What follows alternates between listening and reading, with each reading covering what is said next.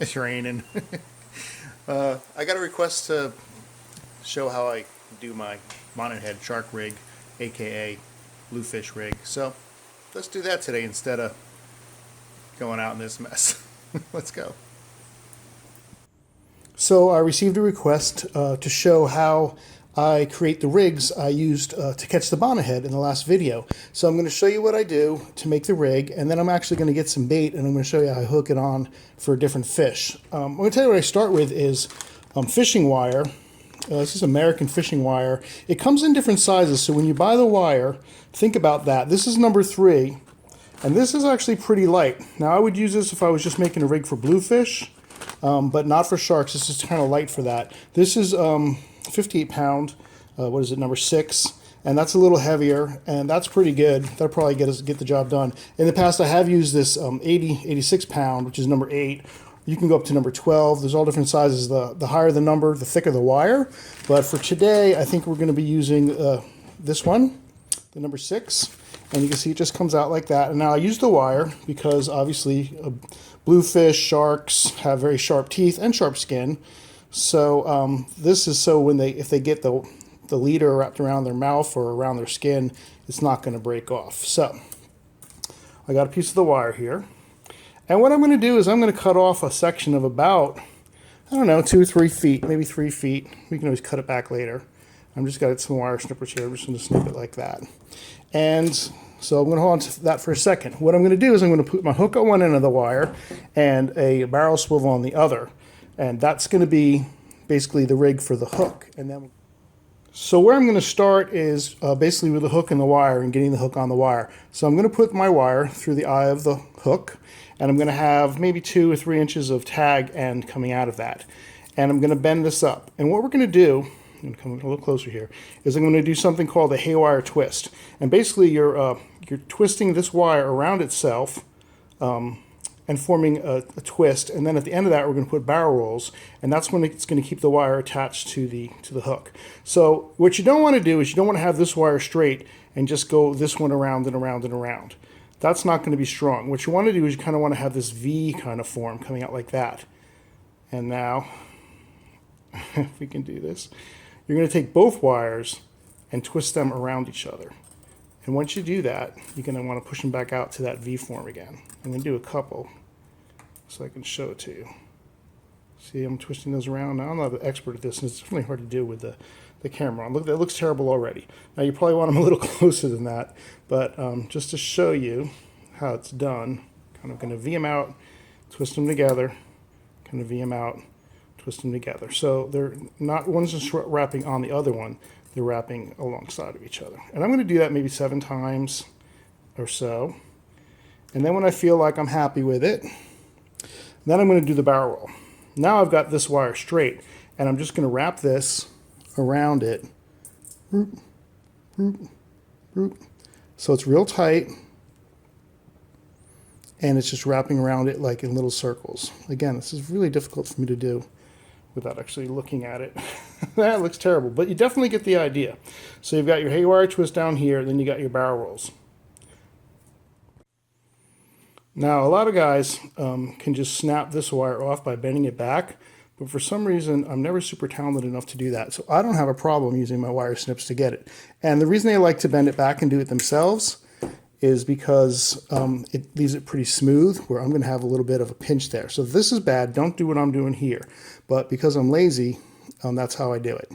All right, for the other end, we're going to get to the end of the wire, and we're basically going to put the swivel on, and then this is going to tie, the other end of that swivel is going to tie to our shock leader. So I'm going to do the exact same thing, where I'm coming in here, and I'm going to do a haywire twist to a barrel roll, and then we'll have this done. So let me go ahead and do that, and I'll show you.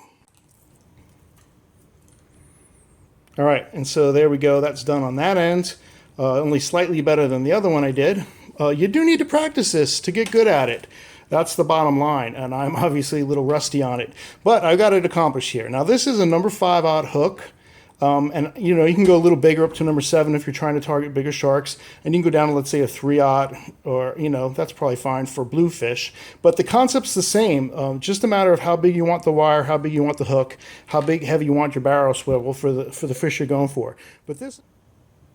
All right, so the next stage is you've got your steel leader ready to go. We're going to go on to mono leader. Now I'm going to add this mono leader. This is pretty heavy. This is, I think, a 100-pound test, but this was given to me, so I'm going to use it.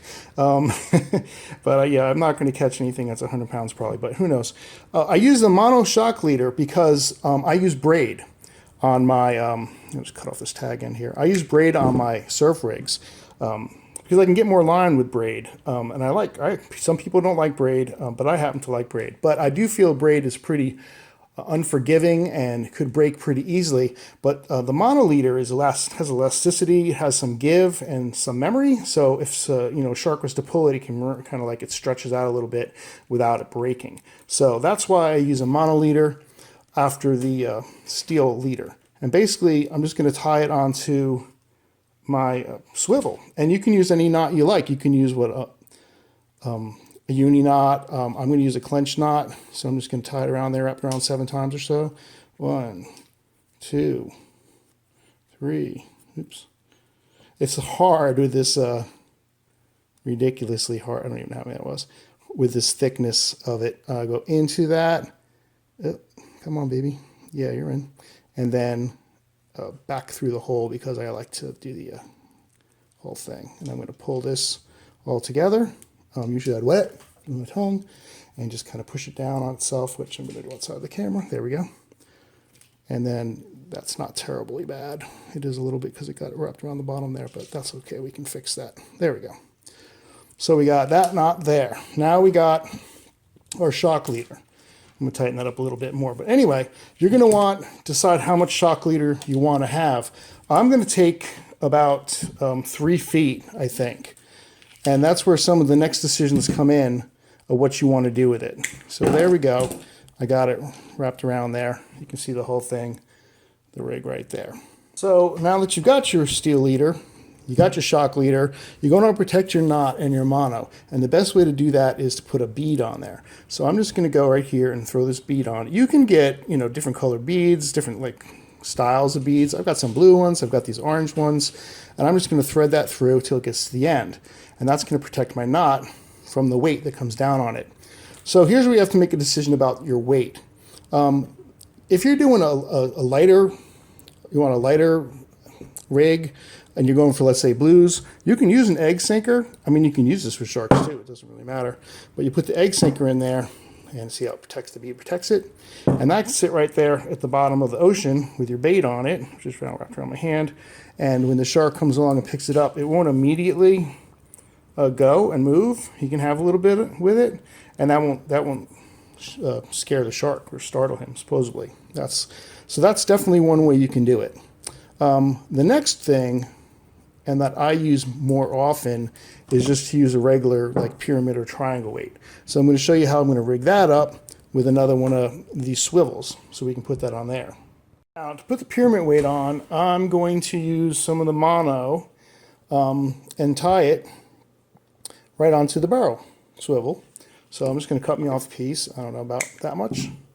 That's probably too much, but I'll trim back some later. And I'm just going to make a loop like that so that the barrel swivel is going to be in the top, and it's just going to have the loop coming out. So you can, again, use any knot you want. I'm going to tie one on here. I'm just going to use my clench knot again because I like them. But you can use a uni knot. I don't care what you use. It doesn't matter, really. You just need something that's going to hold the weight on there. And it doesn't have to be as strong as the other one, because the shark's not going to be eating the weight. Again, working with this 100-pound test is certainly a challenge. Okay, well, we got it on there one time. Gonna tighten that down there. And now, that looks terrible. I'm gonna fix that. There we go. So that's better. Now what I'm gonna do is I'm just gonna do the other end of the tag, and I'm just gonna do in the same one as the first. So let me put that on there. Pull that tight, and now you can see I have my 2 knots right onto that barrel swivel there, and I got a loop.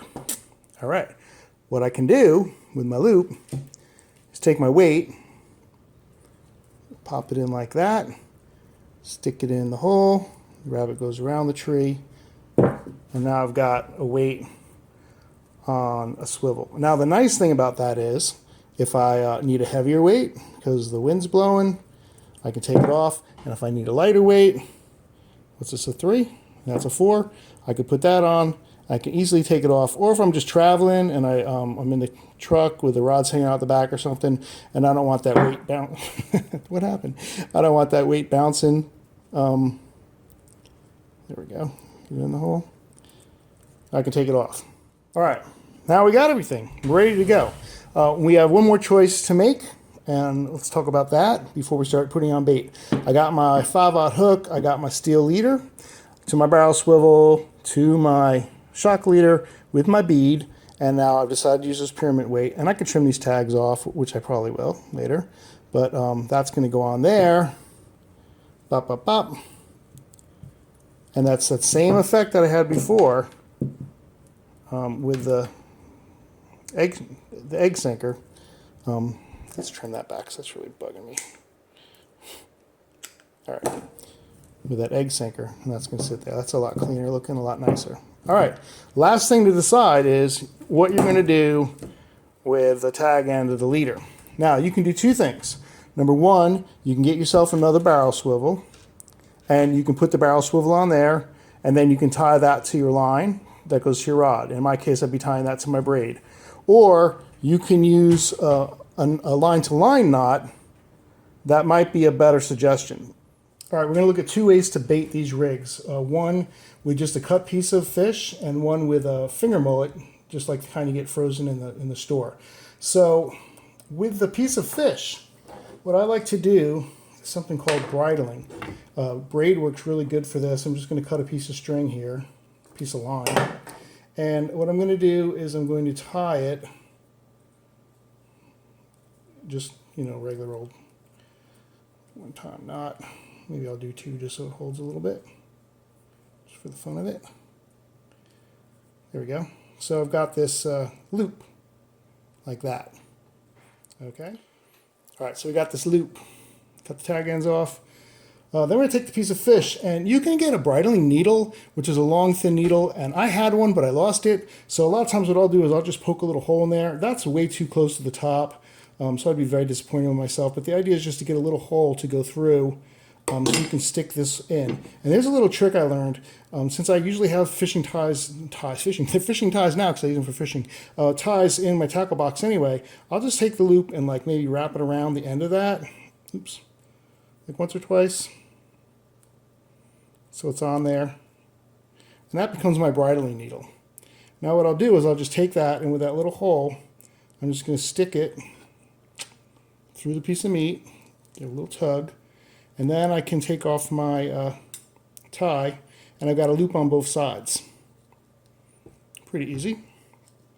Take my hook, and I stick it through the first side of it, and I stick it through the second side of it. So now my piece of meat is hanging, maybe my arm's in the way there, from those two things. And then, this could have been a little shorter.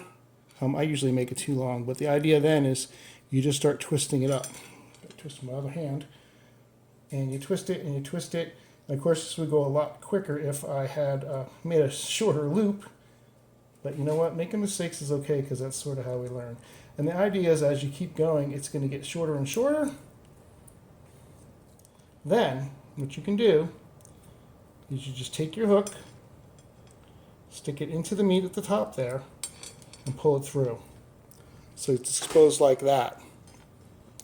Now the reason you do that is because this has maximum exposure, so when the fish comes up and he takes it, he's getting that hook. That hook's not buried down here in the meat, it's at the top. And that string's going to keep it on because of the backbone underneath it. Even though I made that cut too high, I should have had the string should have only been down here. It's up here now, but that's all right because the backbone's going to hold it in place. You can see the string still on there, and that's going to hold that piece of meat on there. So when I cast it and everything, it's not going to fall off. It's going to stay on. So I got it on pretty tight. So that's going to work out fairly well. The other thing I want to say about that is when the fish does take the bait, that string's going to still be on there because that string's going to be tied on nice and tight. So you're not going to lose that in the ocean. You're not going to be polluting anywhere with it. That's just going to stay on there really nice and tight. All right, the next thing is how I rig finger mullets, and I do this for blues, and if I have the bigger finger mullets, Atlantic Sharpnose will take them too. This works better for your sharks. And again, I'm talking small sharks here, like Atlantic Sharpnose. We're not looking for 10-foot tiger sharks or anything like that. We're just looking for 3-foot sharks, you know, that with this rig and everything like that, or the bluefish. What I will do with this is I will take my fish either way, and I will stick the hook right through the eyeball, and then I will pull that hook and the wire, everything right through as well. So now my fish is suspended on that wire. And I'll go down about halfway to where the gut is, where I think the fish is going to bite, most likely going to bite. And I'll take that hook and I'll stick it, boink, and come right out the other side. Like so. And then so I got it in there. I got it coming out the other side. And now what I'll do is I'll stick it back in there. Hook it back. And then just get the point to come out. See there? And flatten out my hook. So my wire gets straightened back up. And my hook gets flattened out. And the idea is you can pretty much get it straight. Like so. I'll look at that from the top view. When the fish comes up, he bites it right there, or he bites it from below. He gets the hook in his mouth, and this is going to hold that fish on really good. But to make sure it stays on even better, a lot of times what I'll do, and here's where my tie comes in again, is I'll have my tie. I'll go through the eye of the hook, maybe. There we go. Come on. It went into the fish. That's funny. Okay, no big deal. I'll put it in the eye of the hook, come around, and I'll tie it down. And then there'll be a little tag in there, which I'll probably snip off, throw that in my tackle box, so I'm not polluting anything with that. Probably have to cut it with a knife, actually. That's okay. Usually I use my teeth, to be honest with you. And that's that. Now, when the fish comes up and he bites that, that plastic's not going anywhere. That'll still be on the hook through the eye. I've never lost a piece yet, but that is great for bluefish all day long with bluefish. Baby sharks, those little sharks you catch, baby shark, that they'll work for that. And of course the bigger ones, the 2 or 3 foot Atlantic Sharpnose will take that as well. So that's a really nice way to rig this as well. And if you watch the other video with the bonnetheads, I showed you how to rig the crab. So that's 3 ways right there that you can rig this rig for bonnetheads, for blues, for sharks. It's a good little rig. So I hope that helps. Let's go fishing.